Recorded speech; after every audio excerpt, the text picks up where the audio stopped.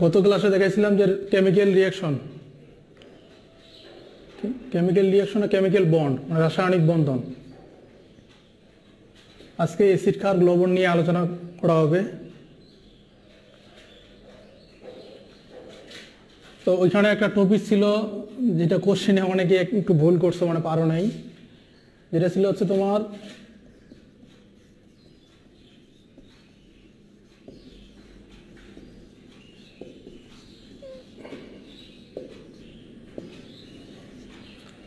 সন্নিবেশ সমযোজী বন্ধন নিয়ে।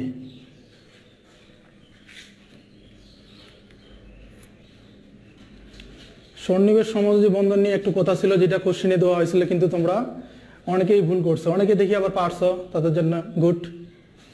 ঠিক আছে, এই সন্নিবেশ সমযোজী বন্ধনে আমরা কি দেখছিলাম, যে এরকম উদাহরণ দিছিলাম যে দুইজন বন্ধু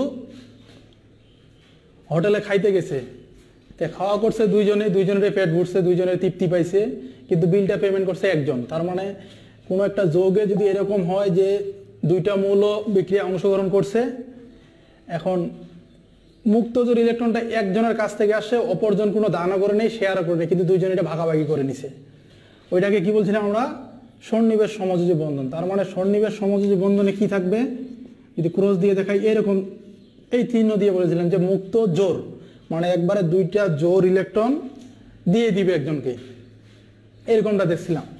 তো সহজের ভিতরে আমরা দেখছিলাম এক্সাম্পল হিসাবে, কিন্তু পরীক্ষায় যেটা দিছি,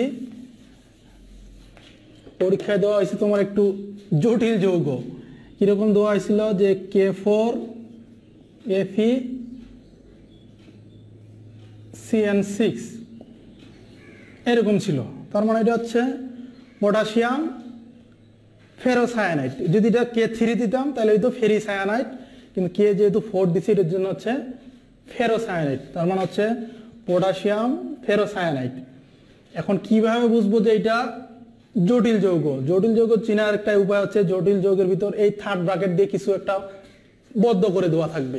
যেরকম এই যে FeCN6, এটাকে একটা থার্ড ব্র্যাকেট দ্বারা ক্লোজ করে দেওয়া হয়েছে। এই টাইপের যেগুলো থাকবে এগুলো হচ্ছে জটিল যৌগ। তাহলে জটিল যৌগের বন্ধনটা কিরকম করে হবে, আমরা প্রথমে চিন্তা করব যেটা এই থার্ড ব্র্যাকেট দ্বারা ক্লোজ করা আছে, এটা একটা পার্ট আর বাকিটা আরেকটা পার্ট। আমরা এমনিতে এক্সাম্পল হিসাবে দেখতাম যে HCl, তার মানে এটাকে একটা পার্ট ধরতাম, এটাকে একটা পার্ট, এটা যদি ঋণাত্মক পার্ট হয়, এটা তাহলে হচ্ছে ধনাত্মক পার্ট। সেই রকম হচ্ছে এই পটাশিয়ামটা হচ্ছে কি পজিটিভ পার্ট, আর এই টোটালটা মিলে দেখবো আমরা নেগেটিভ পার্ট। ঠিক আছে, তাহলে এখন কথা হচ্ছে, তাহলে এটা আবার কি রকম করে হবে, যে থার্ড ব্র্যাকেটের ভিতরে আরেকটা জিনিস আবার ফার্স্ট ব্র্যাকেট দ্বারা ক্লোজ করে দিয়েছি। দেখো এখন এইটার আমরা বন্ধনটা কিরকম করে হবে এটা একটা দেখি। তার আগে এখানে একটু কথা বলে নেই। কিরকম কথা, যে এই থার্ড ব্র্যাকেট দ্বারা কিছু একটা ক্লোজ করা থাকলে আমরা বুঝতেছি যে এটা একটা জটিল যৌগ। তার ভিতর এই ফার্স্ট ব্র্যাকেটের ভিতর, মানে প্রথম বন্ধনের ভিতর যেটা থাকবে, এই জিনিসটাকে বলা হয় লিগ্যান্ড। লিগ্যান্ড যেটাকে বলি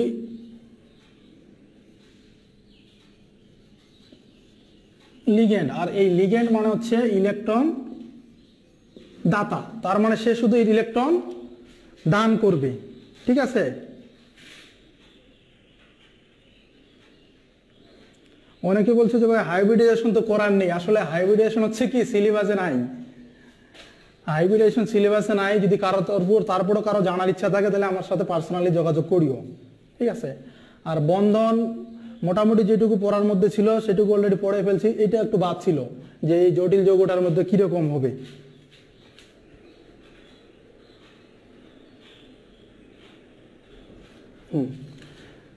তাহলে আমরা এখন দেখি যে আসলে এটা কিরকম করে হবে। তাহলে এইটা যদি আমরা পজিটিভ পার্ট ধরি, এটা হচ্ছে টোটালটাই নেগেটিভ পার্ট, তাই না? এখন আমরা এইটুকুর কাজটা করি যে FeCN6, তাহলে এইটা আমরা কি বুঝলাম যে সায়ানাইড, এই ফার্স্ট ব্র্যাকেট যেটা থাকবে ওটা হচ্ছে লিগ্যান্ড, এ শুধু ইলেকট্রন দান করবে, তাই না? তাহলে এইটা দেখি আমরা, তাহলে এখানে সায়ানাইড আছে কয়টা, 6টা। তাহলে আমরা সায়ানাইড দিলাম,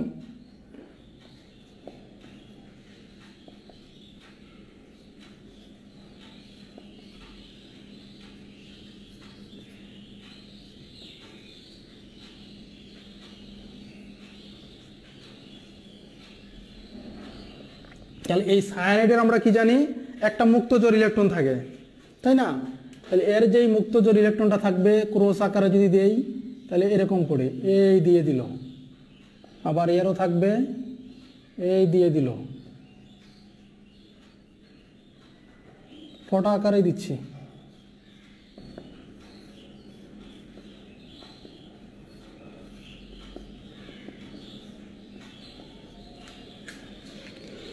এই দিয়ে দিল। তাহলে এখন সাইটে আছে কি K4, তার মানে এখানে পটাশিয়াম আছে কয়টা? পটাশিয়াম আছে 4টা।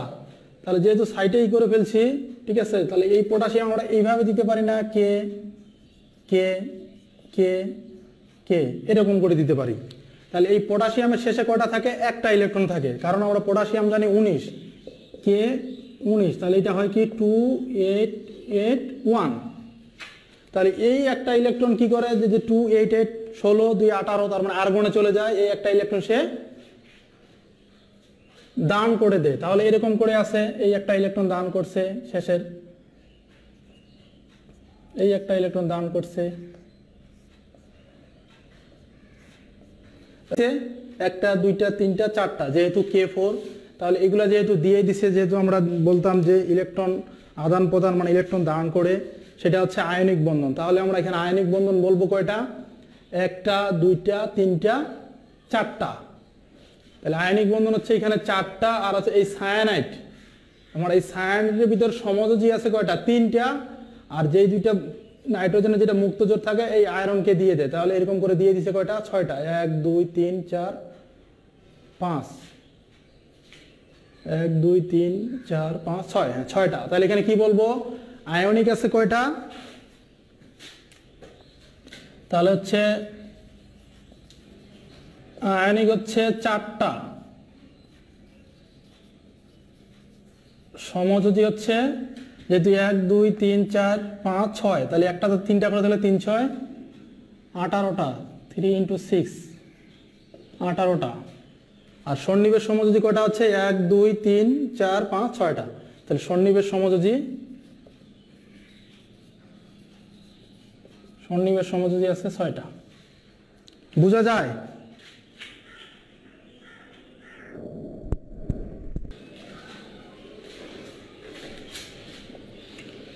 তাহলে আশা করি বুঝতে পারছো। যদি এই রকম জটিল যৌগ আকারে থাকে তাহলে আমরা এই ফার্স্ট ব্র্যাকেটের ভিতরটা যেহেতু লিগ্যান্ড, এটা নিয়ে কাজ করব। এ শুধু ইলেকট্রন দিয়ে দিবে, দেখো এখানে শুধু ইলেকট্রন দান করছে, এই দুইটা ইলেকট্রন একে দান করে দিয়েছে। এখন যে কোনো জটিল যৌগ দিলে আশা করা যায় পারা যাবে।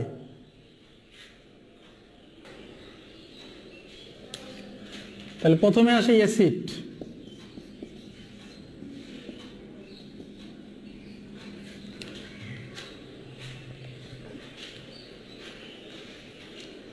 তাহলে আমরা অ্যাসিড কাকে বলবো?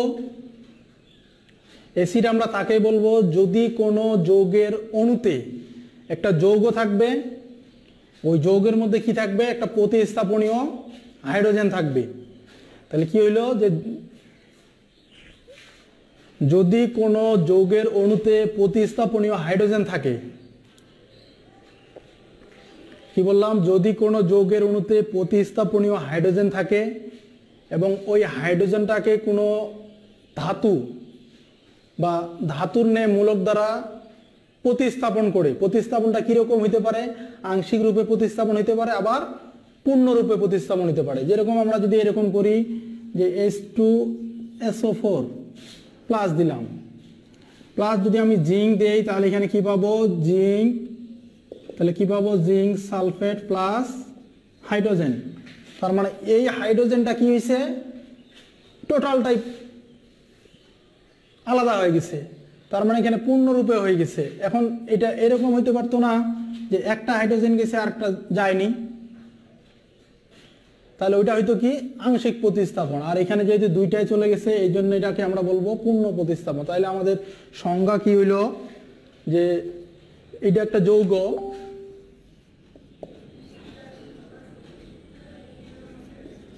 এটা একটা যৌগ, এই যৌগের ভিতর হাইড্রোজেন থাকা লাগবে এবং ওই হাইড্রোজেনটা কি হইতে হবে? প্রতিস্থাপনযোগ্য হাইড্রোজেন হইতে হবে। যেহেতু এটা একটা যৌগ এবং হাইড্রোজেন আছে, এই হাইড্রোজেনটাকে আমরা ধাতু দ্বারা প্রতিস্থাপন করছি। কি রকম প্রতিস্থাপন করছি? পূর্ণরূপে প্রতিস্থাপন করছি, দুইটা হাইড্রোজেনকে সরাই দিছি। তাহলে কি হইলো? সংজ্ঞা এরকম দাঁড়াইলো যে যদি কোনো যৌগের অণুতে প্রতিস্থাপনে হাইড্রোজেন থাকে এবং এই হাইড্রোজেনটাকে এই ধাতু বা ধাতুর মতো মূলক দ্বারা আংশিক বা পূর্ণরূপে প্রতিস্থাপন করা যায় এবং প্রতিস্থাপিত হয়ে যদি লবণ উৎপন্ন করে, তাহলে আমরা তাকে কি বলবো? অ্যাসিড বলবো। তাহলে কি দেখতেছি আমরা? এই H2SO4 এর ভিতর যে হাইড্রোজেনটা আছে, এই হাইড্রোজেনটা এই জিঙ্ক ধাতু, এটা একটা ধাতু, এই জিঙ্ক ধাতু দ্বারা কি হয়েছে? পূর্ণরূপে প্রতিস্থাপন হয়েছে, প্রতিস্থাপন হয়ে লবণ উৎপন্ন করছে। তাহলে আমরা এই H2SO4 কে কি বলতে পারি? অ্যাসিড বলতে পারি। এখানে কারো কোনো কোশ্চিন আছে?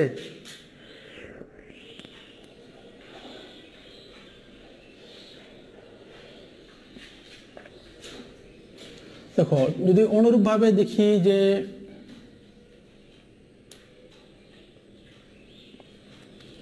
এই হাইড্রোজেনটা যদি আংশিক রূপে প্রতিস্থাপন হতো, তাহলে আমরা কি দিতে পারতাম? যে জিঙ্ক SO4, তার মানে জিঙ্ক বাইসালফেট। এটা কি জানো? এরকম যে SO4 যদি লিখি, তাহলে এটাকে কি বলা হয়? বাইসালফেট, মানে একটা হাইড্রোজেন যেহেতু আছে এই জন্য এটা বাইসালফেট। এখন যদি এখানে সোডিয়াম দিতাম, তাহলে কি হতো? Sodium bisulphate.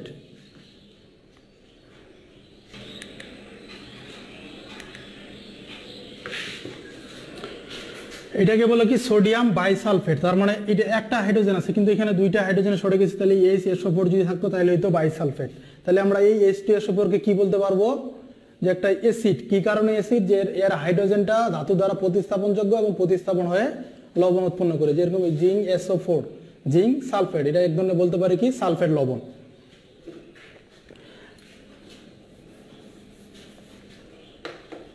এখন এই অ্যাসিডের কি আছে? কিছু ধর্ম আছে, একটু ধর্মগুলো দেখে নিও। তারপরে কি হচ্ছে? এই অ্যাসিডের এটা একটা ধর্ম যে অ্যাসিড ধাতুর সাথে বিক্রিয়া করে লবণ উৎপন্ন করে এবং ক্ষারের সাথে বিক্রিয়া করে লবণ পানি উৎপন্ন করে। আবার এর ধর্ম হচ্ছে কি? যে অ্যাসিড টক স্বাদযুক্ত। অ্যাসিডের যদি আমরা স্বাদ নিতে যাই তাহলে অ্যাসিডটা হবে টক স্বাদযুক্ত। আর হচ্ছে এই অ্যাসিড কি করে? নীল লিটমাসকে লাল করে, তার মানে হচ্ছে নীলা। অনেকে বলে কি? অ্যাসিডীয় নীলা, অ্যাসিডীয় নীলা। তার মানে হচ্ছে কি? এই অ্যাসিড কি করে? নীলকে লাল করে, অ্যাসিডীয় নীলা। তাহলে অ্যাসিডীয় হচ্ছে নীল লিটমাসকে লাল করে। এটার স্বাদ হচ্ছে কি? টক স্বাদযুক্ত। আমার এটা ধাতুর সাথে বিক্রিয়া করে লবণ উৎপন্ন করে এবং ক্ষারকের সাথে বিক্রিয়া করে লবণ পানি উৎপন্ন করে। কিরকম? ক্ষারকের সাথে যদি দেই, তাহলে তুমি যদি এটাই নেই H2SO4 প্লাস সোডিয়াম হাইড্রোক্সাইড, একটা ক্ষারক নিলাম, তাহলে আমরা কি পাবো? সোডিয়াম সালফেট প্লাস পানি। তার মানে এই অ্যাসিড ক্ষারকের সাথে বিক্রিয়া করে লবণ আর পানি উৎপন্ন করছে। আর যদি এটা ধাতু দিতাম শুধু, তাহলে লবণ উৎপন্ন করতো আর হাইড্রোজেন গ্যাস উৎপন্ন করতো। আশা করি বুঝতে পারছো। তাহলে দেখো এইদিকে অ্যাসিডের শ্রেণী বিভাগ। তাহলে অ্যাসিডের ক্লাসিফিকেশন আছে। তাহলে অ্যাসিডকে কয় ভাগে ভাগ করা হয়েছে? এই অ্যাসিডকে 4 ভাগে ভাগ করা হয়েছে। কিরকম করে? দেখো, অ্যাসিড নিয়ে তো কারো কোনো কনফিউশন নাই যে অ্যাসিড কিভাবে চিনব। অ্যাসিড চিনার অনেক উপায় আছে। তুমি সংজ্ঞা হিসাবেও বলতে পারো যে প্রতিস্থাপনে হাইড্রোজেন থাকবে যে যৌগের মধ্যে, ওটাকে ধাতু বা ধাতুর মতো মূলক দ্বারা আংশিক বা পূর্ণরূপে প্রতিস্থাপন করে লবণ উৎপন্ন হবে, তাকে আমরা অ্যাসিড বলবো। আর এর ধর্ম দেখো চিনা যায় যে এই H2SO4 যদি কটু স্বাদ টক স্বাদযুক্ত হয়, আবার এই H2SO4 যদি নীল লিটমাসকে লাল করে, এটা যদি ক্ষারকের সাথে বিক্রিয়া করে লবণ পানি উৎপন্ন করে, এইভাবে অ্যাসিড বলা যায়। দেখো,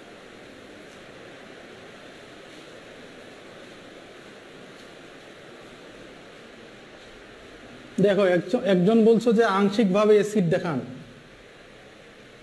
আংশিকভাবে যদি অ্যাসিড দেখায় তাহলে H2SO4 এর সাথে যদি সোডিয়াম বিক্রিয়া দিই, তাহলে এখানে পাবো সোডিয়াম SO4, তাহলে কি হলো? Sodium bisulphate plus hydrogen. ঠিক আছে, বলতে পারো ভাই এখানে হাইড্রোজেন ছিল দুইটা, এখানে একটা, দুইটা, তিনটা হয়েছে। ঠিক আছে, সমস্যা নাই। আমরা এখানে কি দিছি? একমুখী চিহ্ন দিছি, এখানে আমরা সমান চিহ্ন দিই নাই, তার মানে উভয় পাশে সমতা করি নাই। ঠিক আছে, তাহলে এইটা কি হয়েছে, আংশিকভাবে প্রতিস্থাপন হয়েছে। একটা হাইড্রোজেন শুধু এখানে আছে, আরেকটা হাইড্রোজেন চলে গেছে, এই দুইটা যাইতে তাহলে পূর্ণ হইতো, যেহেতু একটা গেছে ওই জন্য আংশিক। ঠিক আছে, এখন দেখো তাহলে অ্যাসিডের শ্রেণী বিভাগ। তাহলে এই অ্যাসিডকে 4 ভাগে ভাগ করা হয়েছে। একটা হচ্ছে তোমার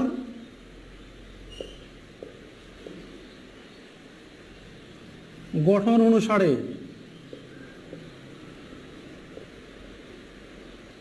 আবার একটা হচ্ছে উৎস অনুসারে,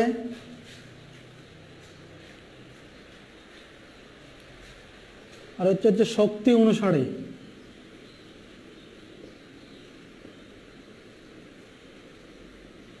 আরেকটা হচ্ছে তোমার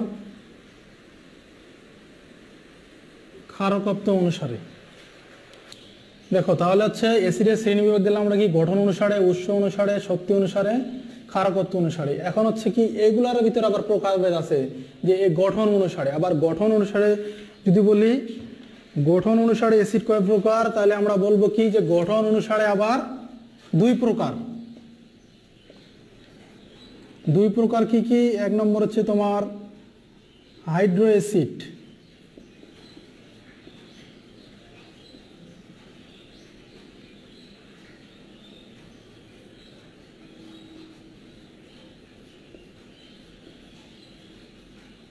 আর একটা হচ্ছে অক্সি অ্যাসিড।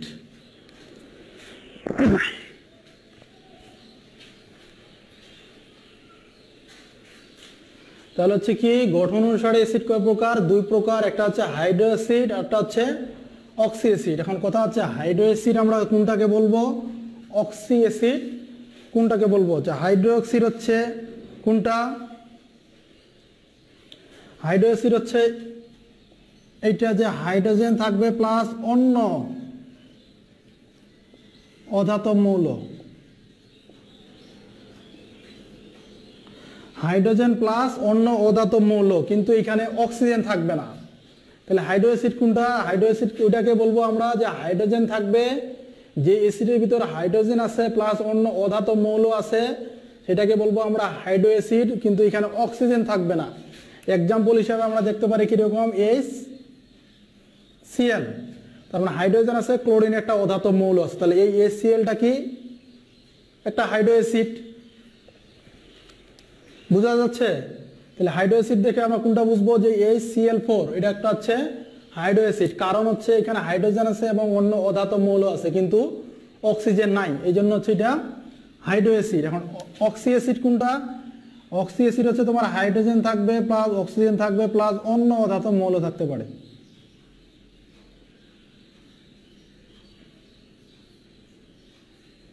তাহলে এরকম একটা এক্সাম্পল বলো দেখি, এরকম একটা এক্সাম্পল এইটাই, যে H2SO4, এটাকে আমরা বলতে পারবো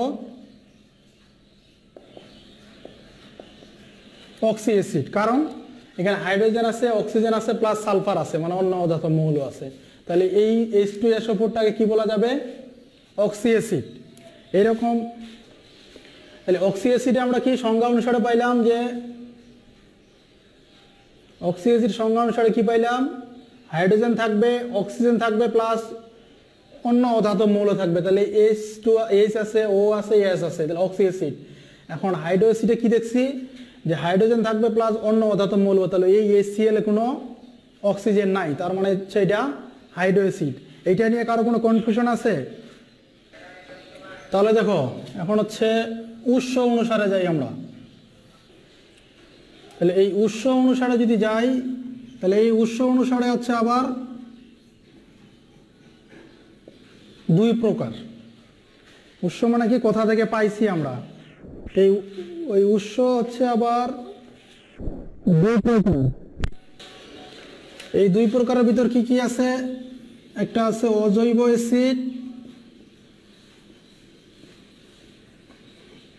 আর একটা হচ্ছে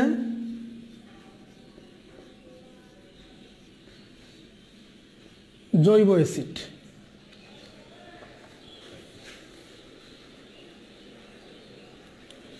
তাহলে এই উৎস অনুসারে আমরা কত পাচ্ছি? অজৈব অ্যাসিড এবং জৈব অ্যাসিড। এখন অজৈব অ্যাসিড কোনগুলোকে বলবো, আমরা একটু আগে যেই অ্যাসিডগুলো পড়ে আসছি ওগুলো সবগুলো হচ্ছে অজৈব অ্যাসিড।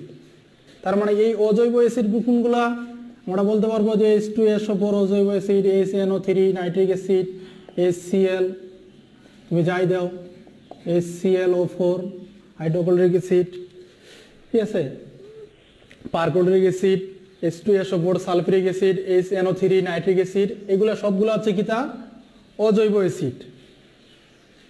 আর এই অজৈব অ্যাসিডকে কি বলা হয়, আবার খনিজ অ্যাসিডও বলা হয়, ঠিক আছে। এখন কথা হচ্ছে তাহলে আমাদের জৈব অ্যাসিড কোনটা, তাহলে অজৈব অ্যাসিড যদি বলে কয়েকটি অজৈব অ্যাসিডের পর নিচের কোনটি অজৈব অ্যাসিড যদি এমসিকিউতে দিয়ে দেয় তাহলে পারা যাবে না। তাহলে অজৈব অ্যাসিড কি, এর আগে যেই অ্যাসিডগুলো পড়ে আসলাম আমরা সবগুলো হচ্ছে তার অজৈব অ্যাসিড। এখন ওই অজৈবের ভিতরে তোমার হাইড্রো অ্যাসিডও থাকতে পারে, অক্সি অ্যাসিডও থাকতে পারে, ঠিক আছে।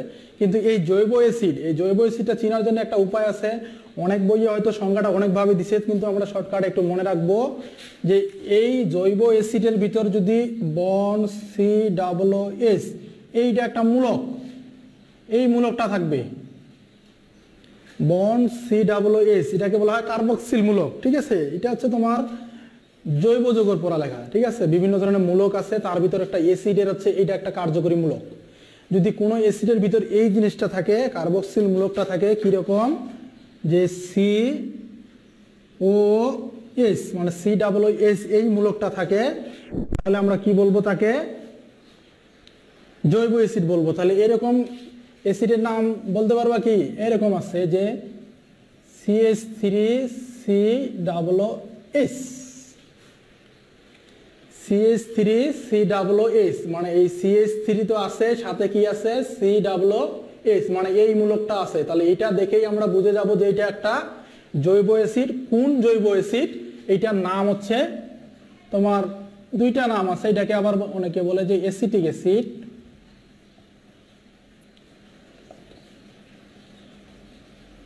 অ্যাসিটিক অ্যাসিডও বলা যায়। এটাকে আবার তুমি চাইলে বলতে পারো যেহেতু 2 কার্বন আছে এই জন্য এটাকে আবার বলে ইথানোয়িক অ্যাসিড। কি বললাম, এটাকে অ্যাসিটিক অ্যাসিড বলা যায়। 2 কার্বন বিশিষ্ট যদি কার্বনের উপর ভিত্তি করে নাম বলি তাহলে এটাকে বলা যাবে ইথানোয়িক অ্যাসিড, ঠিক আছে। আরো কি নাম আছে, যে আরো এক্সাম্পল হিসাবে দেখতে পারি যে HCOOH,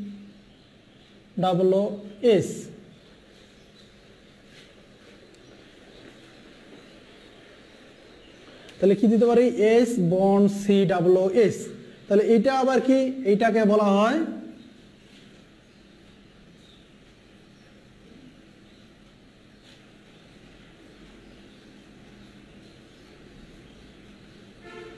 ফর্মিক অ্যাসিড, ঠিক আছে। এটাকে কি বলা হয়, ফর্মিক অ্যাসিড। যদি কার্বনের উপর ভিত্তি করে বলি তাহলে 1 কার্বন, যেহেতু কার্বন 1 যদি হয় তাহলে আমরা তাকে কি বলি, মিথেন, এই জন্য এটা মিথানোয়িক অ্যাসিডও বলতে পারবা। এর কার্বন ছিল কয়টা, 2টা, তাহলে 2 কার্বন থাকলে আমরা বলি ইথেন। তার মানে যেহেতু COOH আছে মানে ওইক উচ্চারণ হবে, তাহলে সি আর সি বলে কি ইথেন, তার মানে ইথানোয়িক অ্যাসিড। আবার বলতে পারি এটাকে অ্যাসিটিক অ্যাসিড। আর এটা HCOOH 1 কার্বন মানে মিথেন, ওই জন্য বলি এটা মিথানোয়িক অ্যাসিড অথবা ফর্মিক অ্যাসিড। আর এই ফর্মিক অ্যাসিডের কারণেই পিঁপড়া কামড়ালে কি করে, আমাদের ব্যথা লাগে। পিঁপড়া কামড়ালে ব্যথা লাগে কেন, কারণ ওই পিঁপড়ার মুখে কি থাকে, ফর্মিক অ্যাসিড থাকে। এই ফর্মিক অ্যাসিড থাকার কারণে পিঁপড়া কামড়ালে আমরা ব্যথা পাই, কষ্ট পাই, ওই জায়গা জ্বালা করে। আশা করি বোঝা গেছে। তাহলে আমরা জৈব অ্যাসিডে কি পাবো, এই মূলকটা যদি থাকে তাহলে আমরা এটাকে বলবো জৈব অ্যাসিড। আর এই মূলক ছাড়া যতগুলো অ্যাসিড পাবো ওগুলোকে বলবো আমরা অজৈব অ্যাসিড। আশা করি এটা বুঝতে পারছো। কারো কোনো কোশ্চিন আছে? কারো কোনো কোশ্চিন নাই, তাহলে আমরা এখন চলে যাব শক্তি অনুসারে। শক্তি অনুসারে যদি আমরা যাই তাহলে বুঝতে পারতেছি যে এখানে একটু শক্তি নিয়ে কিছু কথাবার্তা হবে, যে আসলে শক্তি বলতে কি বোঝায়, কে কত পাওয়ারফুল, তাই না? এরকমই কিছু, আসলে এরকমই কিছু। তাহলে শক্তি অনুসারে আবার অ্যাসিড কয় প্রকার, এই শক্তি অনুসারে আবার আছে 2 প্রকার। এই 2 প্রকারের একটা হচ্ছে কি শক্তিশালী,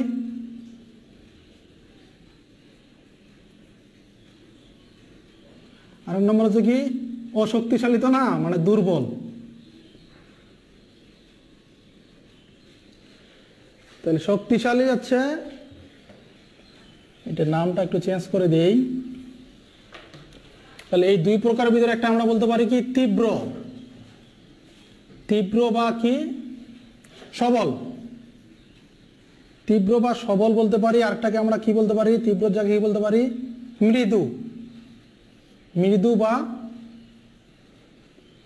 দুর্বল। ঠিক আছে, সবলের বিপরীত কি বলি, দুর্বল, আর যদি বলি তীব্র তাহলে হচ্ছে মৃদু। তার মানে এই শক্তি অনুসারে দুই রকম থাকবে, যে এই অ্যাসিডটা আমরা প্রথমে তো বুঝে গেলাম যে এটা অ্যাসিড। এখন কি ধরনের অ্যাসিড, প্রথমে আমরা যে গঠন অনুসারে দেখতে চাই তাহলে হাইড্রো অ্যাসিড হচ্ছে না অক্সি অ্যাসিড হচ্ছে, এটা বুঝতে পারতেছি।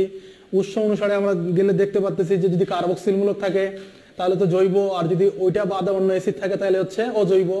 এখন শক্তি অনুসারে যদি বলতে যাই যে আসলে এই অ্যাসিডটা শক্তিশালী না দুর্বল, মানে এখন তীব্র আছে না মৃদুতে আছে, তাহলে এই তীব্র বা সবল কিভাবে বুঝবো, যদি ওই অ্যাসিডটা কি, যদি ওই অ্যাসিডটা পানিতে বিয়োজিত হয়ে প্রচুর পরিমাণ H+ দেয়।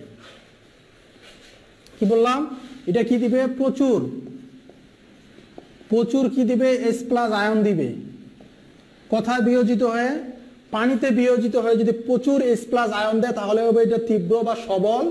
আর যদি মৃদু বা দুর্বল হতে হয় তাহলে কি দিবে, এখানে প্রচুর দিছে না, খুব কম সংখ্যক,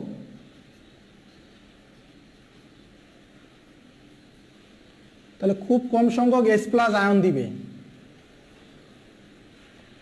যদি আমরা এইটার এক্সাম্পল হিসাবে দেখতে চাই, যদি এই HCl কে ভাঙাই তাহলে আমরা প্রচুর H+ পাবো, তাহলে Cl-। এটাকে যদি আমরা পানিতে বিয়োজিত করি, HCl কে যদি আমরা পানিতে বিয়োজিত করি তাহলে প্রচুর পরিমাণ কি পাবো, H+ আয়ন পাবো। এই জন্য এই HClটা হচ্ছে কি একটা তীব্র বা সবল অ্যাসিড, আর হচ্ছে মৃদু বা দুর্বল অ্যাসিড। তাহলে মৃদু বা দুর্বল আমরা কাকে বলবো, যদি আমরা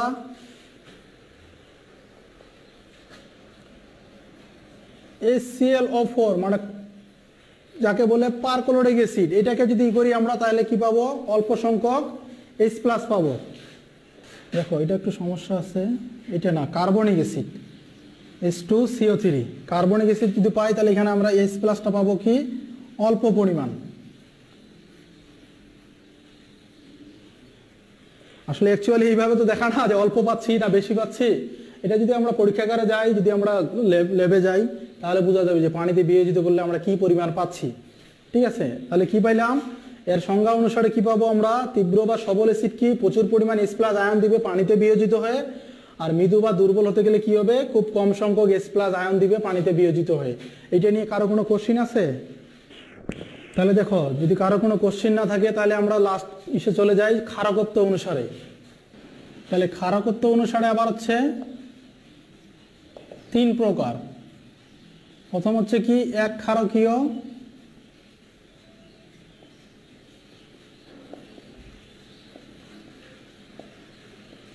দ্বিক্ষারকীয়, তারপর হচ্ছে কি ত্রিক্ষারকীয়। তাহলে দেখো ক্ষারকত্ব অনুসারে যদি যাই তাহলে আমরা কি পাচ্ছি, 3 প্রকার, এক ক্ষারকীয়, দ্বিক্ষারকীয়, ত্রিক্ষারকীয়। এটা অনেক সহজ, মানে বোঝাটা অনেক সহজ। কিরকম, এক ক্ষারকীয়, তাহলে এক ক্ষারকীয় আমরা কাকে বলবো, আমরা যে অ্যাসিডগুলা লিখলাম, যে HCl, H2SO4, HNO3, তারপর হচ্ছে তোমার H3PO4, আর অনেক এক্সেট্রা, অনেক অ্যাসিড আছে, তাই না? এখন হচ্ছে এই অ্যাসিডগুলা শুরুতে বুঝতেছি আমরা এগুলা অ্যাসিড, কারণ আমরা সংজ্ঞাতে পড়ছি যে H থাকবে, ওটাকে আমরা প্রতিস্থাপন করব আংশিক বা পূর্ণরূপে ধাতু দ্বারা, লবণ উৎপন্ন হবে অ্যাসিড। তারপরে এইটাই যদি বুঝি তাহলে এটা হচ্ছে কি O নাই, তার মানে এটা হাইড্রো অ্যাসিড। তারপর হচ্ছে কি, এটা পানিতে বেশি পরিমাণ H+ দিবে, এই জন্য এটা শক্তি অনুসারে যদি যাই তাহলে হচ্ছে এটা সবল অ্যাসিড। এখন হচ্ছে এই HClটা ক্ষারকত্ব অনুসারে কয় ক্ষারকীয় অ্যাসিড, আসলে এই অ্যাসিডটার ক্ষারকত্ব কত, তাহলে এটা চিনার একবারে সহজ উপায় হচ্ছে কি, এই যে HCl একটা যৌগ আছে, অ্যাসিডের যৌগ, এই অ্যাসিডের ভিতর দেখবো কয়টা হাইড্রোজেন আছে, তার মানে এখানে হাইড্রোজেন আছে কয়টা, একটা, তার মানে এই HClটা কি এক ক্ষারকীয় অ্যাসিড। অনেক সহজ না? তাহলে এইটা যদি দেখি এখানে হাইড্রোজেন পরমাণু কয়টা, 3টা, তার মানে এটা ত্রিক্ষারকীয় অ্যাসিড। যদি এইটাতে যাই তাহলে যে এটাতে কয়টা, 2টা, তার মানে এটা দ্বিক্ষারকীয় অ্যাসিড। এটা যেহেতু একটা আছে তার মানে এটাই হবে, এক ক্ষারকীয় হবে। ঠিক আছে, পারা যাবে না? অনেক সহজ। তাহলে এক ক্ষারকীয় কাকে বলবো? যদি কোনো অ্যাসিডের অণুতে যদি একটা হাইড্রোজেন পরমাণু থাকে তাহলে এটা এক ক্ষারকীয়, আর যদি দুইটা থাকে তাহলে দ্বিক্ষারকীয়, যদি তিনটা থাকে তাহলে হচ্ছে ত্রিক্ষারকীয়। আশা করি এটা বুঝছো। তাহলে এই অ্যাসিড এবং অ্যাসিডের শ্রেণী বিভাগ এবং শ্রেণী বিভাগের ভিতর যে প্রত্যেকটার একটা করে প্রকারভেদ আছে, এইটুকুই ছিল। আরও কিছু টপিক আছে, ক্ষারক এবং লবণ শেষ করার পর তিনটা মিলে আমরা মিক্সচার করবো, কিছু মডার্ন কনসেপ্ট আছে, তারপরে ওইদিকে আগাবো। আশা করি এটা বুঝছো। কারো কোনো কোশ্চিন আছে? দেখো আর একটা টপিক আছে এই অ্যাসিডের মধ্যেই, এটা দেখে নিই। এই অ্যাসিড আছে, এই অ্যাসিডেরই কিছু ক্ষারকত্ব আছে, তাকে কি বলে যে অ্যাসিডের ক্ষারকতা। এটা হচ্ছে কি অ্যাসিডের ক্ষারকতা, তার মানে হচ্ছে একটা অ্যাসিড থাকবে, এই অ্যাসিডটা কি পরিমাণ ক্ষারকের সাথে বিক্রিয়া করবে। ঠিক আছে, যদি এমনিতে রিয়েল লাইফে বলি তাহলে হচ্ছে আমি একাই আছি, এখন আমার যদি দুইটা গার্লফ্রেন্ড থাকে, তার মানে দুইটা গার্লফ্রেন্ডকে রাখার আমার ক্ষমতা আছে, তার মানে আমি ইকুয়াল টু, তাই না? এখন যদি এই HCl দিই আমরা, এই HClটা কি পরিমাণ ক্ষারককে প্রশমিত করতে পারবে, তার মানে ওর সাথে যদি বিক্রিয়া, কোনো ক্ষারকের বিক্রিয়া দিয়ে কি পরিমাণ ক্ষারক লাগবে, ওইখানে কি পরিমাণ ক্ষারককে সে ভিনিশ করতে পারবে, সেটা হচ্ছে অ্যাসিডের ক্ষারকতা। তার মানে যদি সংজ্ঞা হিসাবে বলি তাহলে কোনো অ্যাসিডের ক্ষারক নিরপেক্ষণ করার ক্ষমতাকেই ওই অ্যাসিডের ক্ষারকতা বলা হয়। এখন এর সাথে যদি একটা আমরা ক্ষারক দিই, কীরকম ক্ষারক দিবা, দিলাম সোডিয়াম হাইড্রোক্সাইড, তাহলে এখানে আমরা কি পাবো? যেহেতু আমরা কি জানি এটা পজিটিভ পার্ট এর নেগেটিভ পার্ট, এটা পজিটিভ পার্ট এটা নেগেটিভ পার্ট, আমরা কি জানি এর পজিটিভ পার্ট এর নেগেটিভ পার্টের সাথে, এর পজিটিভ পার্ট এর নেগেটিভ পার্টের সাথে, তাহলে Na এই Cl এর সাথে OH এই H এর সাথে, তাহলে আমরা কি পাবো? NaCl প্লাস H2O, তাই না? এটা পাবো আমরা। তাহলে আমরা কি দেখতেছি, এখানে কিছু নাই মানে কি আছে, সামনে 1 আছে, এখানে কিছু নেই মানে কি আছে, সামনে 1 আছে। তাহলে এই HClটা 1 পরিমাণ সোডিয়াম হাইড্রোক্সাইডের সাথে বিক্রিয়া করতেছে, বিক্রিয়া করে এই লবণ পানি উৎপন্ন করছে, তার মানে এই HCl এর ক্ষারকতা কত? 1। এটা বোঝা যায়? তাহলে দেখো, তাহলে এই HCl এর যদি আমরা ক্ষারকতা করতে যাই তাহলে কি হবে? এই HCl এর ক্ষারকতা হচ্ছে কত? 1। আমরা সেটা বিক্রিয়া করে দেখলাম। এই বিক্রিয়াটা দেখো, একটা জিনিস দেখো তো, এখানে H ছিল কয়টা? একটা, দুইটা, এই পাশেও দুইটা আছে, O ছিল একটা, একটাই আছে, Cl আছে, Na আছে, তখন আমরা এই চিহ্নটা না দিয়ে কিন্তু এখানে এই চিহ্নটা ব্যবহার করতে পারি। এটা নিয়ে একটা আলাদা চ্যাপ্টারই আছে, এরপরে চ্যাপ্টার ওইটা, ঠিক আছে, যে কখন আমরা এই সমান চিহ্ন দিব, কখন দিব না, মানে বিক্রিয়া সমতাকরণের ক্ষেত্রে। কিন্তু এখানে আপাতত বুঝো যে এই HCl এর ক্ষারকতা 1 কিভাবে হলো, কারণ এই এক অণু পরিমাণ HCl এক অণু পরিমাণ ক্ষারকের সাথে বিক্রিয়া করছে, এই জন্য আমরা HCl এর ক্ষারকতা বলবো কত? 1। এখন যদি আমরা এটা দিতাম H2SO4 প্লাস যদি এটাই দিতাম সোডিয়াম হাইড্রোক্সাইড, তাহলে আমরা এখানে কি পাই? Na2SO4 সোডিয়াম সালফেট প্লাস পানি, এটা পাই, তাই না? এখন আমরা দেখতেছি যে এখানে H ছিল কটা? দুইটা, আর একটা তিনটা, এখানে হয়েছে দুইটা, এখানে সালফেট একটা, একটাই ছিল, সোডিয়াম আছে কয়টা? একটা, এখানে আছে Na2 মানে দুইটা, তার মানে এখানে কি দেওয়া লাগবে? 2 দেওয়া লাগবে। তাহলে এখন ঠিক আছে যে হাইড্রোজেন দুইটা, চারটা, দুইটা, চারটা। এখন দেখো দেখি সমতা আছে কিনা। হাইড্রোজেন কয়টা? দুইটা, আর এখানকার মিলে দুইটা, চারটা, তাহলে এখানে আছে 2 2, চারটা। সালফেট একটা, একটাই আছে, Na2, এখানে Na2 আছে। অক্সিজেন কয়টা? 2, এখানে দুইটাই আছে, তার মানে সমতা আছে। তাহলে কি দেখলাম আমরা? যে এই এক অণু পরিমাণ H2SO4 2 অণু পরিমাণ কি করছে? NaOH মানে সোডিয়াম হাইড্রোক্সাইডের সাথে বিক্রিয়া করছে, তার মানে এর ক্ষারকতা তাহলে কত হচ্ছে? 2। বুঝা গেছে? কারো কোনো কোশ্চেন আছে যে এই H2SO4 এর কেন, এই অ্যাসিডটার ক্ষারকতা কেন 2 হইল, আর এই HCl এর কেন 1 হইল? আমরা দেখতেছি এই H2SO4 মানে সালফিউরিক অ্যাসিড 2 অণু পরিমাণ ক্ষারকের সাথে বিক্রিয়া করে এই জিনিসটা করছে, অণু পরিমাণ সোডিয়াম হাইড্রোক্সাইডকে প্রশমন করার ক্ষমতা রাখে, আর একে প্রশমন করতে গেলে কি লাগবে? 2 অণু পরিমাণ সোডিয়াম হাইড্রোক্সাইড লাগবে। এখন আসি শর্টকাট, এটা বোঝা গেছে? তাহলে এখন দেখো, এটা আমরা এমনিতে কিভাবে বুঝবো যে বিক্রিয়া করা ছাড়াই যে এই H2SO4 আছে, HNO3 আছে। এইগুলো আমরা কিভাবে দেখে বুঝবো যে এটা এই অ্যাসিডটার ক্ষারকত্ব কত? বিক্রিয়া করা স্যার, এটা তো আমরা বিক্রিয়া করে দেখতেছি যে এই ক্ষারের সাথে বিক্রিয়া করছে এই ক্ষারের সাথে বিক্রিয়া করে এরকম লাগতেছে। এখন আমরা দেখবো হাইড্রোজেন পরমাণুর সংখ্যা, ঠিক আছে? তাহলে হাইড্রোজেন পরমাণুর সংখ্যা, তাহলে এখানে হাইড্রোজেন পরমাণু কয়টা? 2টা। তাহলে এই অ্যাসিডটার হচ্ছে ক্ষারকতা কত? 2। এই অ্যাসিডটার ক্ষারকতা কত? 2। এখানে হাইড্রোজেন আছে কয়টা? 1টা। তাহলে এই অ্যাসিডটার ক্ষারকতা কত হবে? 1। অনুরূপভাবে আমরা HCl দেখছিলাম, এখানে হাইড্রোজেন কয়টা ছিল? 1টা। এই অ্যাসিডটার ক্ষারকতা কত হয়েছে? 1। আবার এই H2SO পরে আমরা দেখলাম করে 2টা হয়েছে 2, আমরা বিক্রিয়া করে দেখছি 2, এমনি তো হাইড্রোজেন আছে 2। এখন কথা হচ্ছে এগুলা সবার ক্ষেত্রে সেম, কিন্তু কথা হচ্ছে একটু ডিফারেন্স আছে, ঠিক আছে? এখন কথা হচ্ছে ভাই এগুলা তো H আছে বলে এরকম দেখলাম, কিন্তু আমরা তো জানি যে CO2, SO2 এগুলা একটা অ্যাসিড, মানে অ্যাসিড বললে ভুল হবে, অ্যাসিড ধর্মী, মানে অ্যাসিডের মতো বৈশিষ্ট্য আচরণ করে।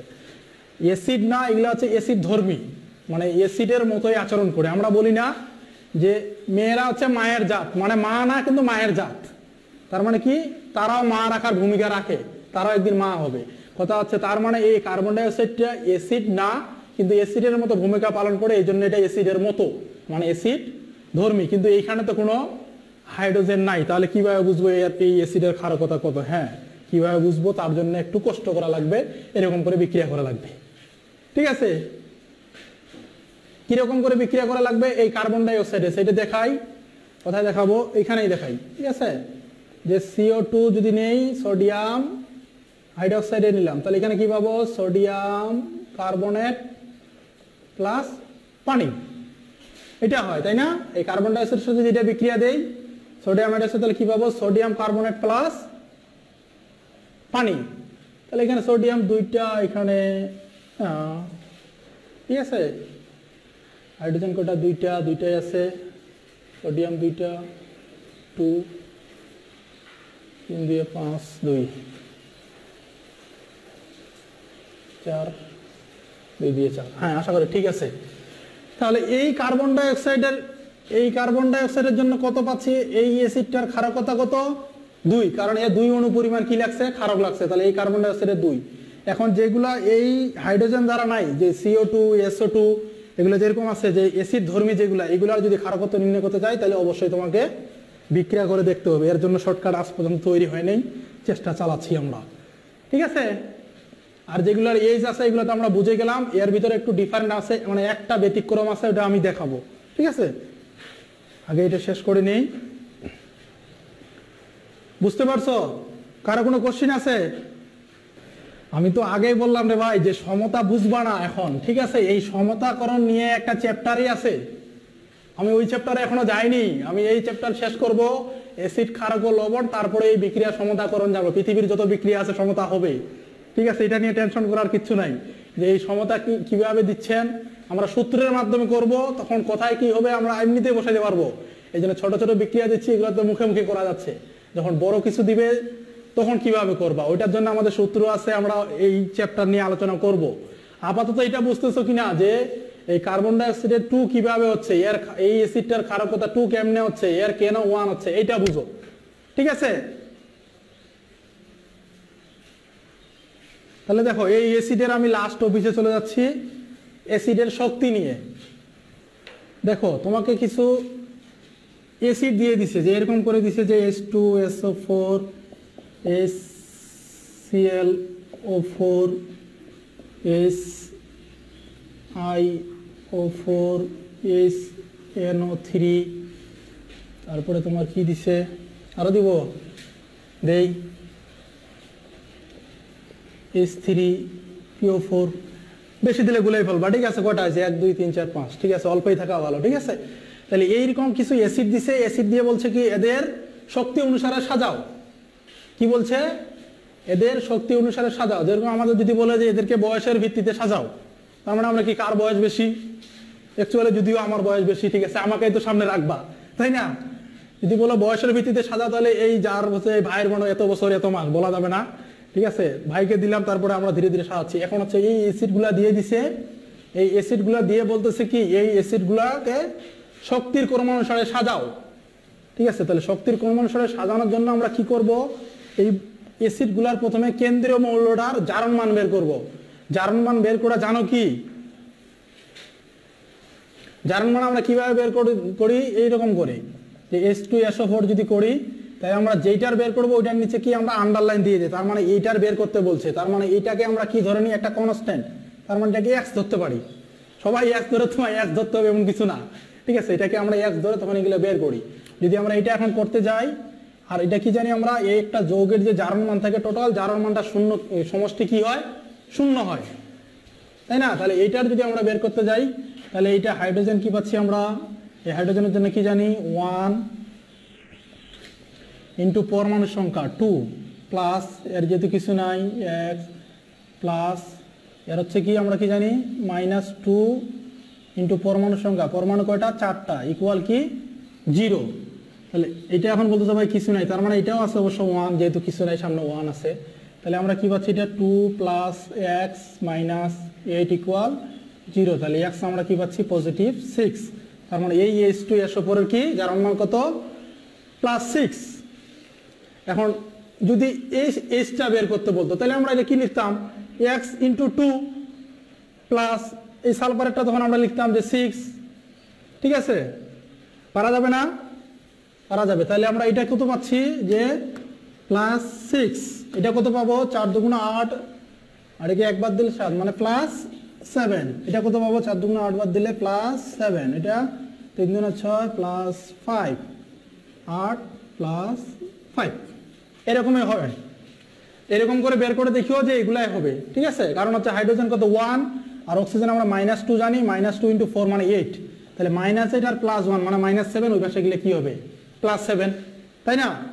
এটা বোঝা যাচ্ছে? জারণ মান বের করা মানে জানো, যদি না জানো তাহলে জারণ বিজারণ নামে একটা চ্যাপ্টারই আছে। ঠিক আছে, ধাতু ও ধাতুর ভিতর যেই ভাইয়ে ক্লাস নোক যদি আমি নিই তাহলে তো ব্যাড লাক। ঠিক আছে, যদি ওই জারণ বিজারণ চ্যাপ্টারটা তোমার ধাতু ও ধাতুর মধ্যে পড়াবে। ঠিক আছে, আপাতত এটুকু মনে রাখো যে কিভাবে বের করা লাগে, যেটাকে বের করবো ওইটাকে আমরা x ধরবো। যেহেতু এখানে আমরা বের করতেছি কোনগুলা, বলো দেখি, আমরা এইগুলা বের করতেছি কেন্দ্রীয় মৌল যেগুলো। কেন্দ্র মানে কি, মিডিলে যে আছে, মানে মিডিল, যদি এইটাকে দিই আমরা তাহলে মিডিলে আছে কোনটা, এইটা, এটাকে বের করতেছি আমরা, যে আশেপাশে কেউ আছে। তাহলে দেখো এখন এরকম পাইছি আমরা, এরকম পাওয়া গেছে। এখন এগুলাকে কিভাবে সাজাবো, আমরা দেখতেছি যে 7 সর্বোচ্চ এখানে, তাহলে 7 হয়ে গেছে এখন কয়টা, 2টা। এখন কাকে নিব, ঠিক আছে, 7 হয়ে গেছে 2টা, 7 এর পরে 6, এটা বুঝতেছি 6 আছে একটা, এ নিয়ে কোনো ভেজাল নাই। তাহলে এখানে 7 আছে 2টা, এখন এই অ্যাসিডটা আগে নিব না এই অ্যাসিডটা আগে নিব? এটার জন্য আমরা কি করব, যে শক্তি সমান সমান আমরা কি জানি, যে জারণ মান বাই হচ্ছে পারমাণবিক সংখ্যা। কার পারমাণবিক সংখ্যা, ওই কেন্দ্রীয় মৌলের পারমাণবিক সংখ্যা। এর পারমাণবিক সংখ্যা অনেকেই বলে, ঠিক আছে। তাহলে এই যদি এই অ্যাসিডটার ক্ষেত্রে যাই, তাহলে এর জারণ মান কত, 7, আর এই ক্লোরিনের পারমাণবিক সংখ্যা কত, 17।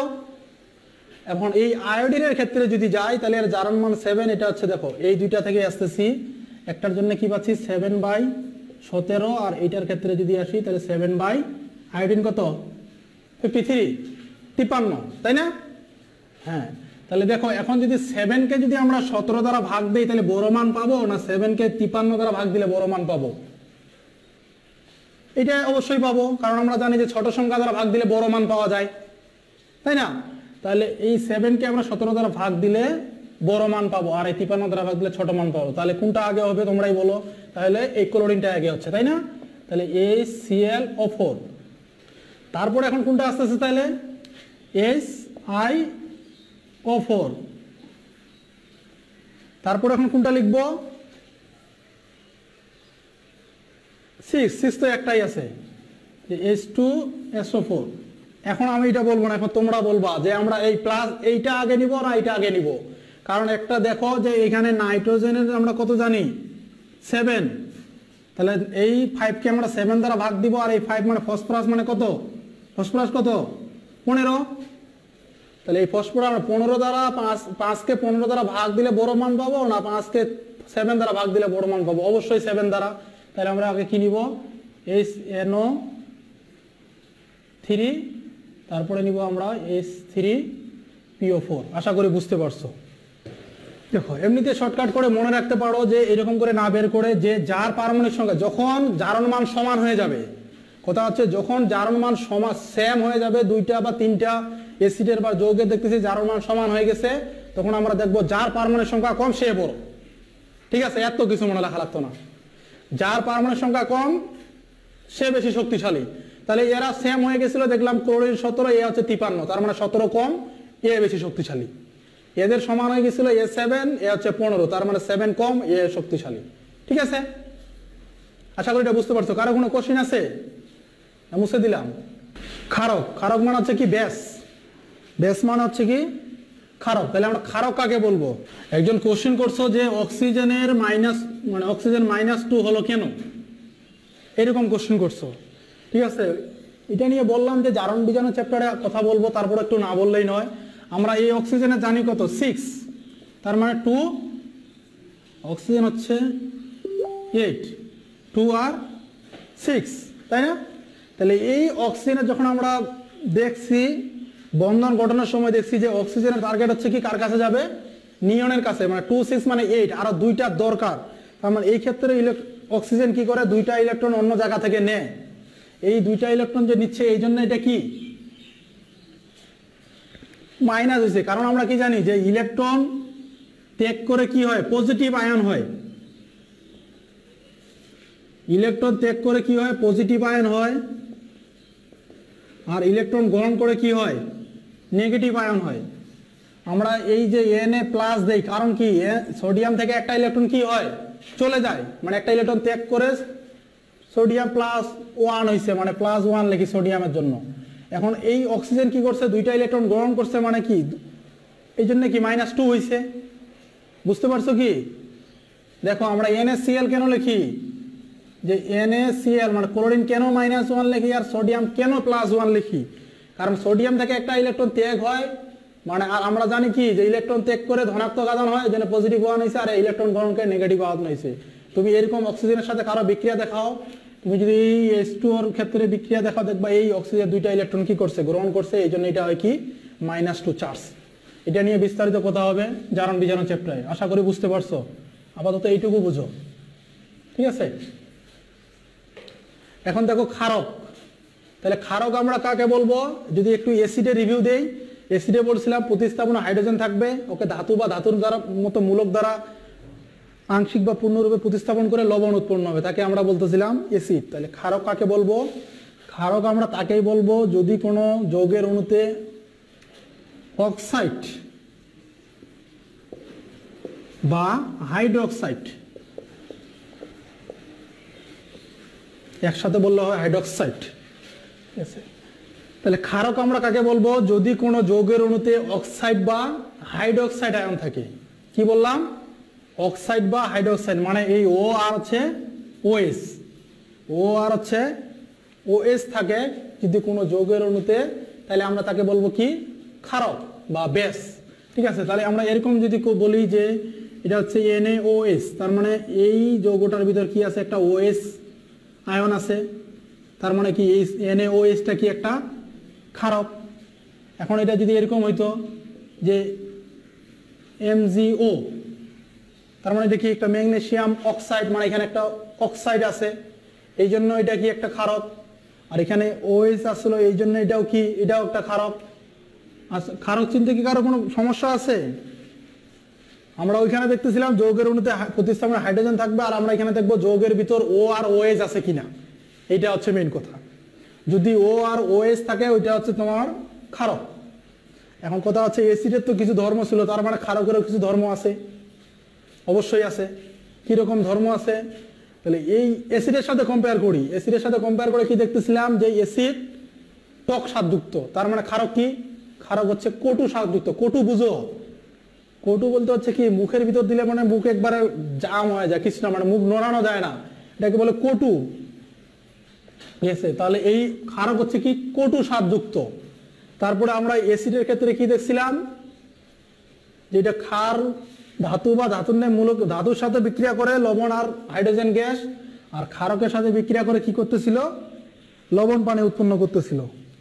তাহলে এই ক্ষারকও কি করবে, অ্যাসিডের সাথে বিক্রিয়া করে লবণ পানি উৎপন্ন করবে।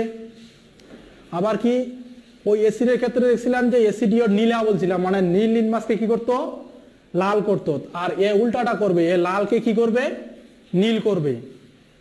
তাহলে এইগুলো তার ধর্মের ভিতর পড়ে। এখন আরো কিছু ধর্ম আছে, এগুলো বইতে অনেক সুন্দর করে দেওয়া আছে, একটু দেখে নিও। এই ক্ষারক চিনতে কারো কোনো সমস্যা আছে থাকলে বলো। দেখো একজন কোশ্চিন করছো যে ভাই H2O পানি, পানি কি ক্ষারক না অ্যাসিড?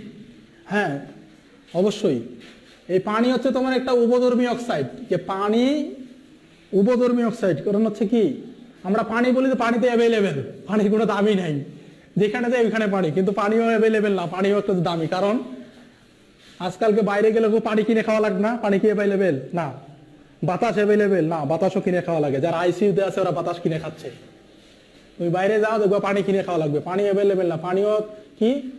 তাহলে আমাদের যদি বলে H2O মানে পানি অ্যাসিড না ক্ষারক, আমরা বলবো কি পানি অ্যাসিড এবং ক্ষারক দুইটাই, কারণ পানি হচ্ছে একটা উপধর্মী অক্সাইড। আর কিভাবে এটা উপধর্মী অক্সাইড আমরা সামনে দেখবো, ঠিক আছে। এই পানি কিভাবে উপধর্মী অক্সাইড হচ্ছে এটা আমরা সামনে দেখবো, যখন মডার্ন কনসেপ্ট পড়াবো, এই চ্যাপ্টারেই পড়াবো, তখন দেখাবো যে পানি কিভাবে উপধর্মী অক্সাইড হিসাবে কাজ করে, ঠিক আছে। আশা করি প্রশ্নের অ্যান্সার পাইছো। এখন এই ক্ষারক চিনতে কারো কোনো সমস্যা নাই তো। তাহলে কথা হচ্ছে এখন অ্যাসিডের যেরকম শ্রেণী বিভাগ ছিল, তাহলে তার ক্ষারকেরও শ্রেণী বিভাগ আছে, তাই না। অ্যাসিড নিয়ে কারো কোনো কোশ্চেন থাকলে বলো। ক্ষারকের সংজ্ঞাটা আজকে বলে দিলাম, এর শ্রেণী বিভাগ এবং কি কি কাজ করে এইটা নিয়ে সামনে আলোচনা হবে, ঠিক আছে। অ্যাসিড নিয়ে যদি কারো কোনো কোশ্চেন থাকে 2 মিনিট টাইম দিলাম, 2 মিনিট প্রশ্ন করতে পারো। আচ্ছা ঠিক আছে, তাহলে সবাই ভালো থাকো, সুস্থ থাকো, আমার জন্য দোয়া করিও, আমিও সবার জন্য দোয়া করি, ঠিক আছে, যে পরিস্থিতি আগের মতো স্বাভাবিক হয়ে আসুক, ঠিক আছে। তাহলে আজকের মতো এখানেই, আল্লাহ হাফেজ।